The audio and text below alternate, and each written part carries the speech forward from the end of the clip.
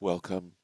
Baruch atah Adonai Eloheinu melech haolam asher kitshanu b'mitzvotav v'tzivanu la'asok b'divrei Torah. Amen.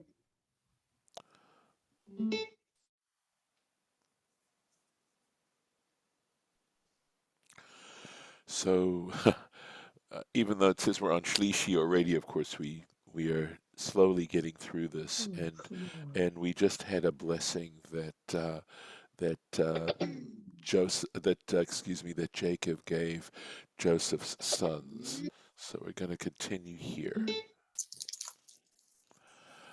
Vayar Yosef. Sorry, I'm going to ask you to mute, please. There's This thing someone who don't needs work to. now. Okay, Harlan, you need to mute, please. Okay, I'm going to mute you, Harlan. I'm sorry. There we go. Oh, I think you turned off your camera.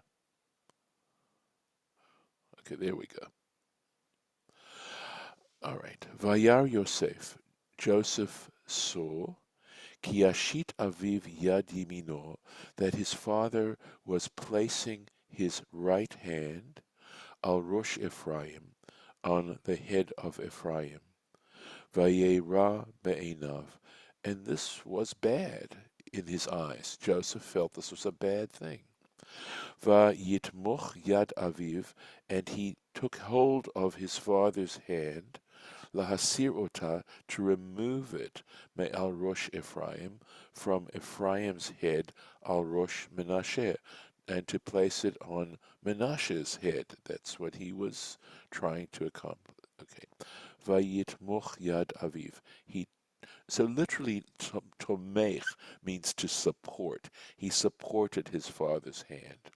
So Rashi explains, Herima me al rosh beno, he lifted it up from the head of his son, v'tamcha biado, and he supported it with his hand, is what it's saying. Right. Onwards, next verse. Vayomer Yosef el aviv, and Joseph said to his father, Lo chen avi, not this, my father, not so, not so, my father. Ki zeh bachor, because this one is the firstborn. Sim yimincha al rosho, place your right hand on his head. And there's no Rashi on this. Vayima'en aviv, his father refused. Vayomer, and he said, Yadati vni, Yadati. I know, my son, I know. So lovely, right? This repetition of this Yadati. In some ways, I was thinking, in a way, it's trying to, I think, say it in a respectful way to his son. Gamhu yela'am. He too will be a nation. V'gamhu yigdal. And he too will be great, become great. Va'ulam, however, Achiv Hakaton, his younger brother, Yigdal Mimanu, will be greater than him. V'zar'o, and his seed, Yeh Melo Hagoyim, will be the fullness of nations. I'm going to do the Rashi, and then I'm going to share something with you that this prophecy, right? Jacob is uttering a prophecy. So, Yadati b'ni Yadati. I know, my son, I know, Shehu Bachor, that he is the firstborn, that Menashe is the firstborn. Gam hu la'am v'gomer, he too will be a nation, etc. She'atid, and Rashi, of course, supplies us with specifics, which is just so typical and wonderful about Rashi, that these aren't just generalizations, but the idea of finding specific examples to support what's being said. She'atid Gid'on latzet mimenu, because in the future, Gideon is going to come from him, come out from him, be descended from him. Shehakadosh Baruch Hu oseh nes al yodo, and that the Holy One, blessed be He, will make a miracle by His means, through him. Ve'ulam, However, Achiv Hakaton Yigdal Mimenu, quoting right from our Torah, his younger brother will be greater than him. She'atid Yehoshua Latzeit Mimenu, because in the future Joshua will be descended from him. Sheyanchil et haaretz, who will cause the land to be inherited. He's going to divide up the land of Israel. Vayilamed Torah Israel, and he is going to teach Torah to the Jewish people, right, to Israel. And this interesting little contrast here, right, that Gideon is going to perform a miracle, but look at what Joshua is doing and saying that that is actually greater than the performance of a miracle. Think about that one, right? And that he actually is going to, I mean, this is the promise, right? Joshua is actually going to deliver on the promise that God had made to Abraham, Isaac, and Jacob. And this promise, not even Moses was going to be able to do that. V'zar'o yeh melo hagoyim, and his seed will be the fullness of nations. Kol ha'olam, the entire world, yitmaleh betzeit shom'o, it will be filled as his reputation goes out. Ushmo, and his name, Keshiyamid Chama Begivon. This is Joshua, by the way, when he will cause the sun to stand still in Gibeon. Vayereach be'emech Elon, and the moon in the valley of Elon. I mean, to cause the planets, right, the sun and the moon, to stand still. That's a famous story in the book of Joshua. That's, again, what does that mean, right? Do we take it literally? Does it mean something else? Is there a deeper meaning to that? If there is a deeper meaning, I would have yet to sort of figure out what that deeper meaning might be, or to come across something which gives an explanation of that metaphor that's a satisfying one. At any rate, that's a little question that's out there. So there was something else that has occurred to me, which I spoke about last Shabbat when I was in Santa Rosa. And that when he says, when Jacob uses the term that let me find it here, right? His seed will be the fullness of nations. I'm going to give a different interpretation. We know that Ephraim represents the northern kingdom. And you know perhaps already that, of course, after the kingdom of Solomon, under Solomon's son, the kingdom split into two parts. The 10 northern tribes, which were loyal. They left David. They were no longer loyal to the house of David. And the southern kingdom, which interestingly enough consisted of basically the tribes of Judah and Benjamin, essentially. Interesting that it should be Benjamin, right, who's a descendant of Jacob, but also Joseph's full brother, that was loyal to Judah. And I feel that these stories, the story in Vayigash, where Judah basically says to Joseph, take me as your slave instead of Benjamin, is a foreshadowing of that interesting little piece, right? And those kingdoms were split until the Assyrians destroyed the northern kingdom and essentially took all that population and assimilated it into the entire empire. That was their strategy to deal with conquered people, were to destroy their sense of identity. But look, that essentially means that's a fulfillment, you might say. It's a direct fulfillment of this prophecy, that the descendants of Ephraim, essentially representing the northern kingdom, which is sometimes even referred to as Ephraim, is now assimilated with the rest of the world, with the nations that in the course of time and through that, because we talk about the 10 lost tribes, that in fact they are part of the rest of the world.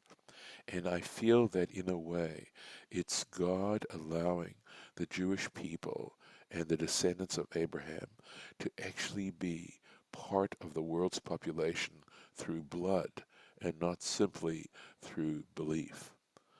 And if that's the case, the implications of that are very great in terms of any elements of Jewish triumphalism and the need that we have to recognize that there are the seeds of the Jewish people within the nation, within the population of the world.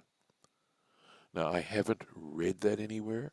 It's it's just based on what I'm reading here and a choice of interpreting words of Scripture. But that is what happened, at least according to the story in the Bible, and I have no reason to doubt it as far as that's concerned. But if that's the case, I think this is an incredible prophecy right here, underscoring the values that go along with understanding what happened. Because essentially it's saying we're all related, both Jew and non-Jew.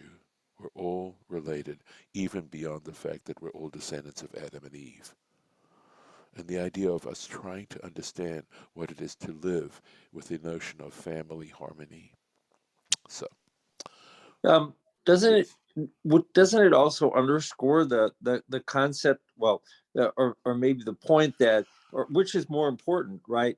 Is it more important that we actually be part of the world, like you said? It's not only through belief but blood, which is kind of one portion of this, versus the southern tribes, right? Basically, which is the pure purity in that right, respect, because they weren't right. assimilated, and they're separatist, right? So which one? And maybe it's not either, but it kind of asks the question of which one is more important, or how do we balance those two? And maybe they're equally important, but I'm not sure what it's trying to say there. But Right. there's something in that. I, I'm, I appreciate your question very much. I'm so glad you're asking it. So there are two elements to faith. One is, we have the positive commandments of what you need to do, and we have the negative commandments of what you need not to do. All right? And you could say that the positive commandments represent the love of God, and the negative commandments represent being God-fearing. Right? They totally identify that way. And I've seen a lovely comparison of a wings of a bird, that one is the right wing and one is the left wing, and without both wings, the bird isn't going to fly. And so I feel you need both. You needed the assimilation of the Jewish people, of those northern tribes of Ephraim, into the world's population to underscore just how deeply it's important for the nations of the world to recognize that they're really family, okay, and not to hurt one another, etc. But on the other hand, you also needed the southern kingdom to survive, and the reason they survived, even though they also went into exile, and they were conquered by the Babylonians, but the Babylonians had a different policy regarding conquered nations, and they felt that if they allowed each nation to maintain a certain level of self-reliance and self-government, that they could, and all they needed to do, right, that it would help them in the organization of collecting taxes, essentially, right? And not only that, but if you make people happy, they're much more likely to be productive and less likely to rebel and less likely to push against you if they have a certain level of, that they can retain a certain measure of respect and feeling that they have their own worth. And that's in fact the way the Babylonian government, if I can use that term, that was their policy, which is why the Jewish people survived, because they had actually a descendant of David who was called the Exilarch, who was like that titular ruler of the Jewish community in Babylonia. And so they also had their own self-government to some extent, as long as they were loyal to the Babylonians and collected their taxes. But the point is that we needed them, because if they had Also, if they had gotten the same treatment as the Assyrians, you would never have, to this very day, books that are incredible like the Talmud Mm. or the development of Jewish law and that understanding that the very heart of what it is to be a human being and the very nature of joy and self-respect and the ability to endure adversity, etc., and to recognize how worthwhile life is through the performance of mitzvot. That by performing commandments, when you perform a commandment, you are essentially doing something worthwhile. That's what that's saying.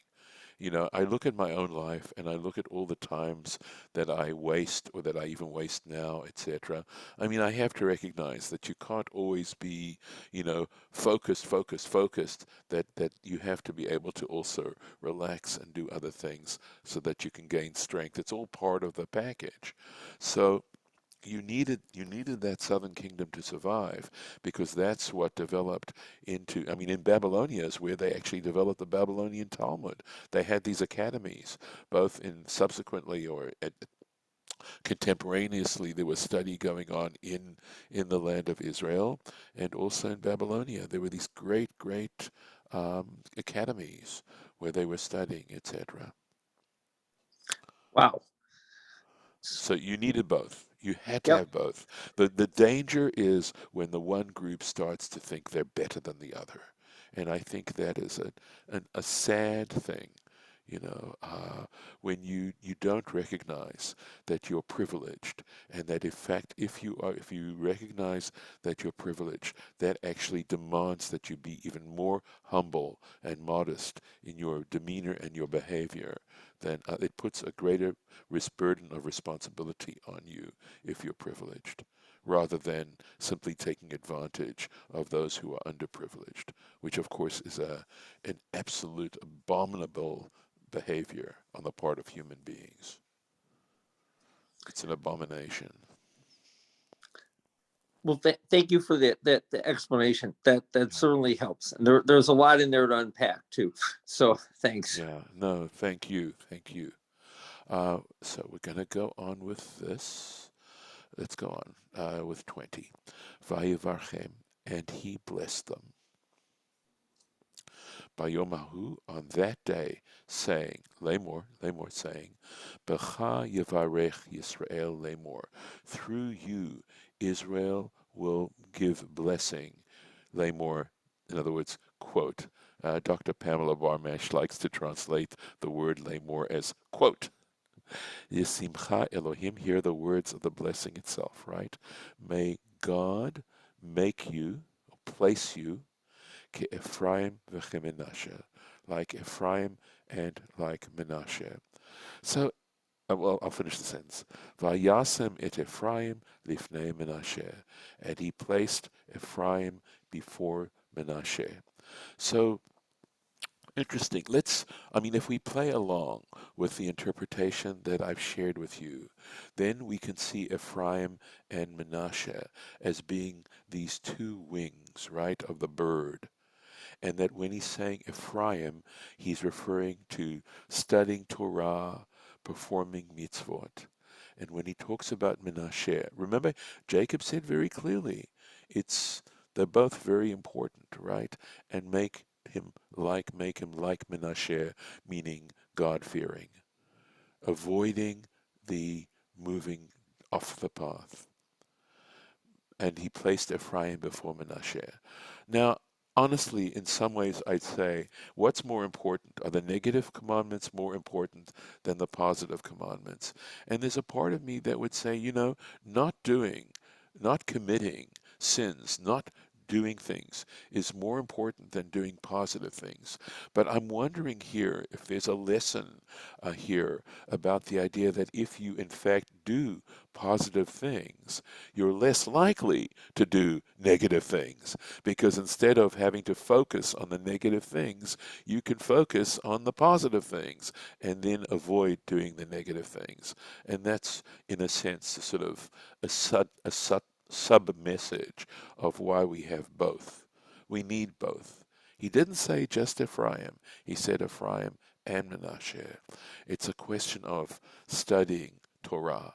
And that's something people fall down on very, very much. And the rabbis so very often talk about, there's a beautiful passage in Brachot and Tractate Brachot where they talk about, I think the way they put it, I'd want to find the actual passage, but regardless, it's something, it's very early on in Brachot. It's like in the first chapter in the Talmud, the Babylonian Talmud there, that sort of basically says that God is roaring, you know, roaring out of frustration because of the neglect of Torah. That's and if of course if one looks around, of course the Torah is being neglected.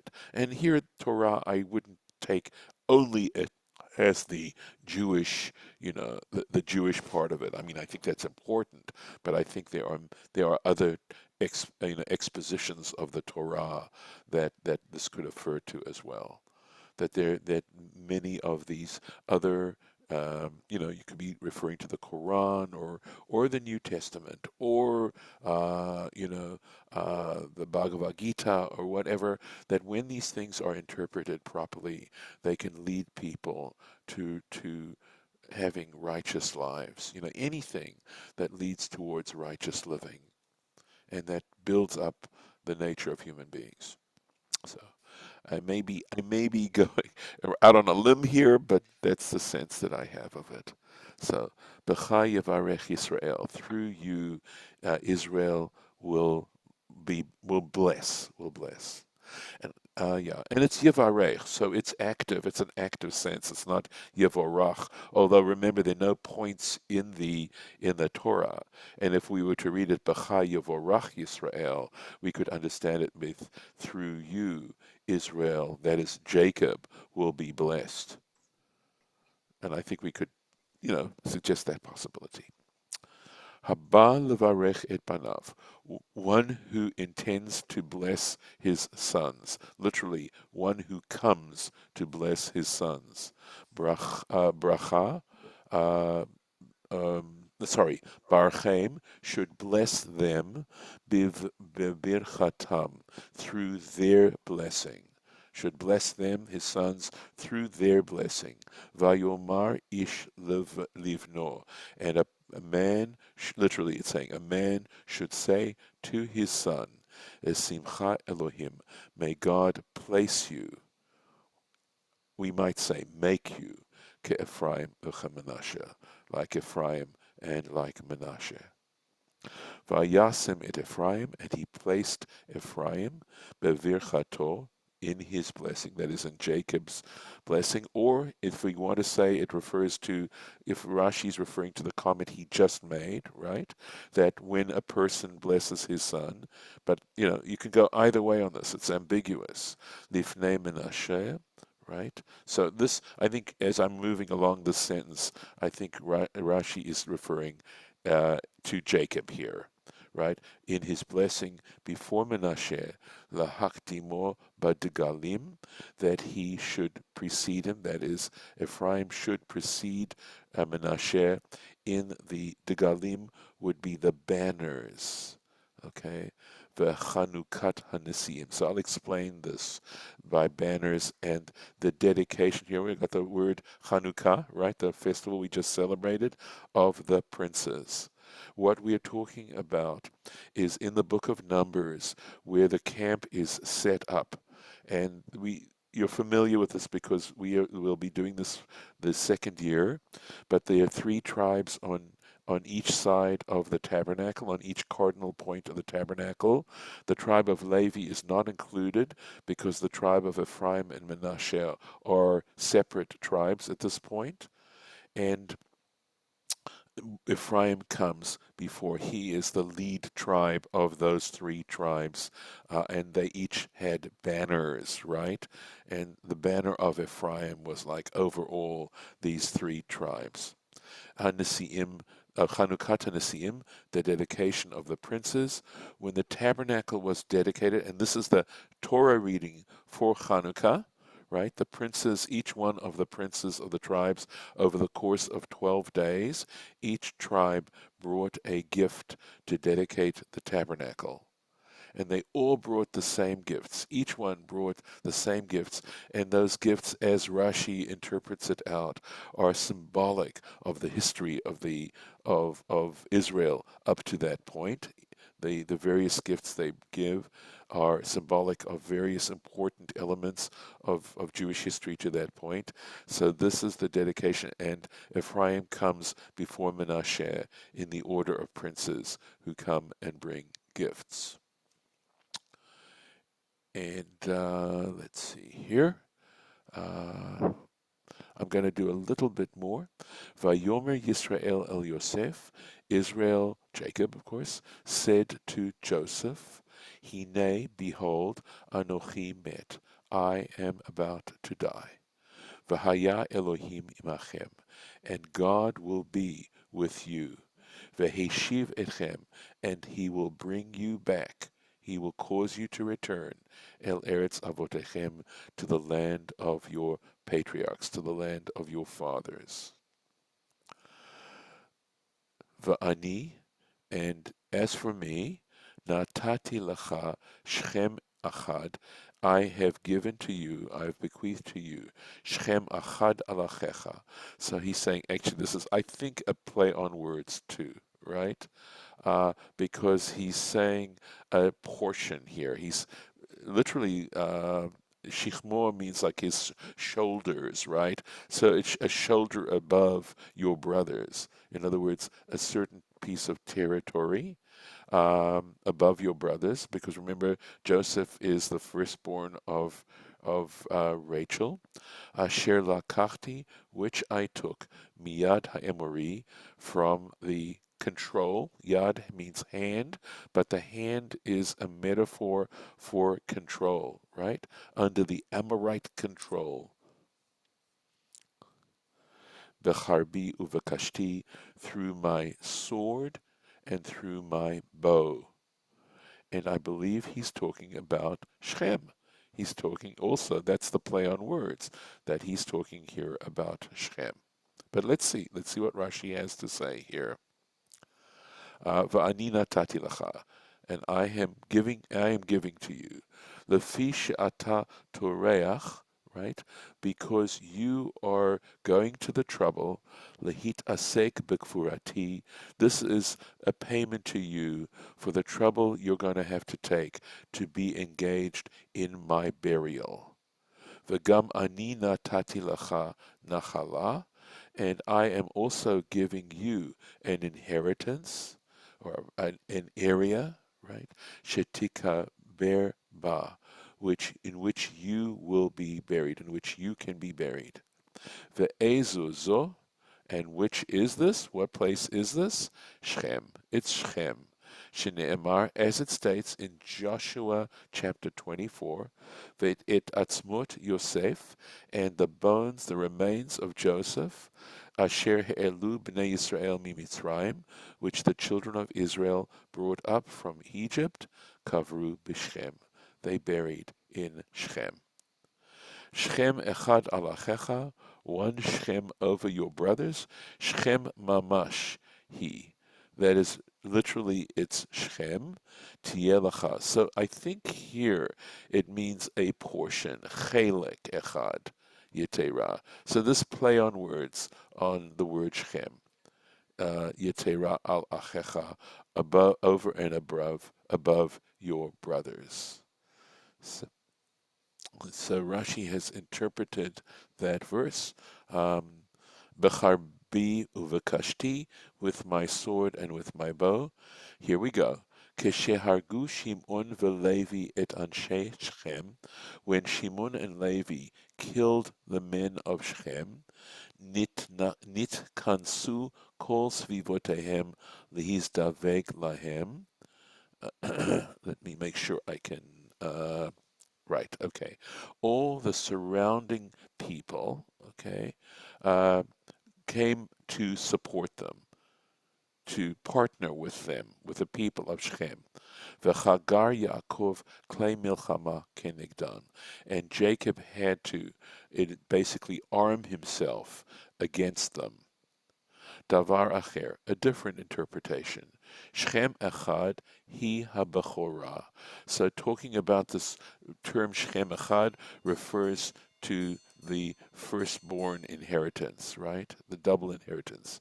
Sheitlu Banav, because what was happening? His sons, that's Ephraim and Menasheh, would take Shnei Chalakim. They would take two portions. Veshchem Lashon Chelek. And the term Shechem, the word Shechem, also has the meaning of a portion.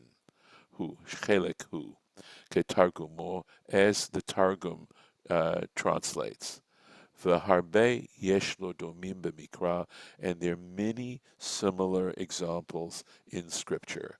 So, for example, he's giving Tehillim Kaf Aleph, Psalm 21, Ki tishitemu Shechem, right? You shall place him as a portion. Here we go. Tashit sonai, you shall place my enemies, those who hate me, lifnei lifanai, before me, lechalakim, into pieces, into portions. And then he gives another example in the book of Psalms, Psalm 60, Achalke Shechem. I will divide them into pieces, into parts. I'll divide and conquer, right? Hosea Vav, Hosea chapter 6, Derech Yitzarchu Shchema Ish Chalko. So by way, I don't know if it's Yiratzchu or Yiratzchu Shchema Ish Chalko. I'd have to look up the translation. Lauren, are you still there? Lauren? Yes, I'm there. You can Can you, see me. I'm sorry, I can't because I Yeah. don't have the picture in front of me. Okay. Can you translate this for me, please? I'm not sure which one you're doing It's because like Hosea mine says chapter 6. murder on the way. Uh, hmm. No, I'm not. I The think one that's after. okay. This is a long Rashi, and I think we're out of time. So I'm going to put the mark here that we need to do this Rashi. Please God, next year. Let's do that. Let's do that. So Okay, we and might I as can. well we'll have to do the verse over too. That's right. Okay, So so let me go we'll back move it there. there. Let me go back there. I'm sorry I Okay. couldn't finish it all, but Yeah. let's do that. Okay, very Okay. good. I have to Thank you. go. No, we all have to do something else at this point. Right. Okay. Let me mark that quickly here, and then I will stop the share. Okay. And stop the recording. And thank those who are with us.